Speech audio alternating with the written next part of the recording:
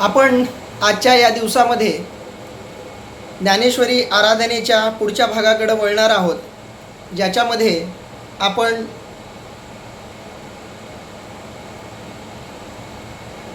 पंचवीस क्रमांकाच्या ओवीच्या पुढच्या ओव्या बघणार आहोत, ज्याच्यामध्ये माऊली म्हणतायत,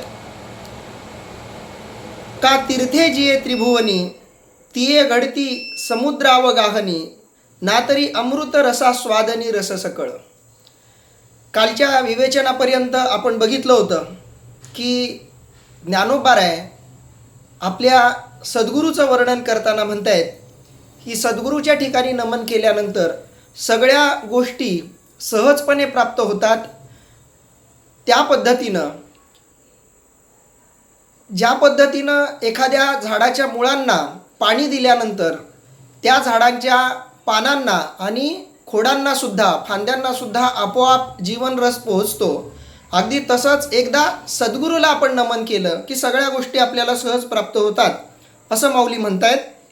आणि त्याच अर्थाला आशयाला पुढं नेताना माऊली म्हणतायत, का तीर्थे जिये त्रिभुवनी तिये घडती समुद्रावगाहनी ना तरी अमृत रस स्वादनी रस सकळ.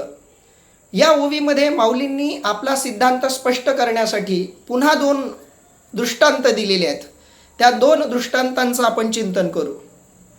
त्यातला पहिला दृष्टांत माऊली देत आहेत की ज्या पद्धतीनं सबंध त्रिभुवनामध्ये जेवढी तीर्थ आहेत त्या सगळ्या तीर्थांचं दर्शन एकट्या समुद्राचं दर्शन घेतल्यानंतर प्राप्त होतं, एवढी ताकद समुद्रामध्ये आहे.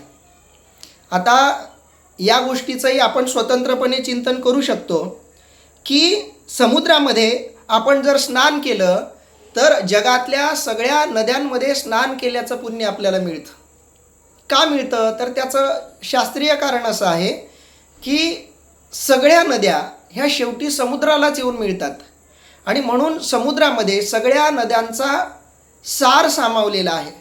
जगातल्या सगळ्या नद्यांचं पाणी समुद्रामध्ये एकत्रित होतं, ही ताकद समुद्रामध्ये आहे. आणि म्हणून समुद्राचं स्नान केलं की जगातल्या सगळ्या नद्यांचं स्नान केल्याचं पुण्य मिळतं, असं शास्त्र सांगतं. माऊली या शास्त्रार्थाचा आधार घेऊन म्हणतायत की ज्या पद्धतीनं ज्यानं समुद्रामध्ये स्नान केलं त्याला जगातल्याच नाही तर त्रिभुवनातल्या सगळ्या तीर्थांच्या स्नानाचं पुण्य मिळतं. अगदी तसंच सद्गुरूंना नमस्कार केला की जगातल्या सगळ्या विभूतींना, ईश्वररूप विभूतींना नमस्कार केल्याचं फळ मिळतं. असं असल्यामुळं मी सद्गुरूंना नमन केलं, असं माऊलींना इथं सुचवायचं आहे. इथं एका अर्थानं समुद्राचं महात्म्यही महाराज वर्णन करून सांगतायत. कारण तीर्थ कुणाला म्हणावं तर जिथं संत, भगवंत आणि नदी या तीन गोष्टी एकत्र येतात त्याला आपण तीर्थ असं म्हणतो. केवळ संतांचं मंदिर असेल, संतांची समाधी असेल तर त्यालाही तीर्थाचा दर्जा देता येत नाही. केवळ ईश्वराचं मंदिर असेल, संतांचं तिथं वास्तव्य नसेल तर त्यालाही आपल्याला तीर्थाचा दर्जा देता येत नाही. संतांचंही मंदिर आहे, देवाचंही मंदिर आहे, पण तिथं जर एखादी नदी नसेल तरीही त्याला तीर्थाचा दर्जा मिळत नाही. तीर्थाचा दर्जा मिळण्यासाठी या तिन्ही गोष्टी एकत्रित असाव्या लागतात. आणि जगामध्ये अशा तीन गोष्टी जिथं जिथं एकत्र आलेल्या आहेत या सगळ्यांना तीर्थ असं म्हटलं आहे. शास्त्रामध्ये तीर्थांची संख्या 108 सांगितलेली आहे.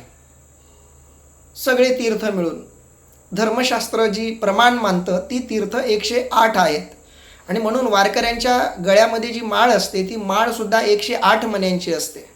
108 या संख्येला धार्मिक कार्यामध्ये आगळं वेगळं असं महत्त्व आहे.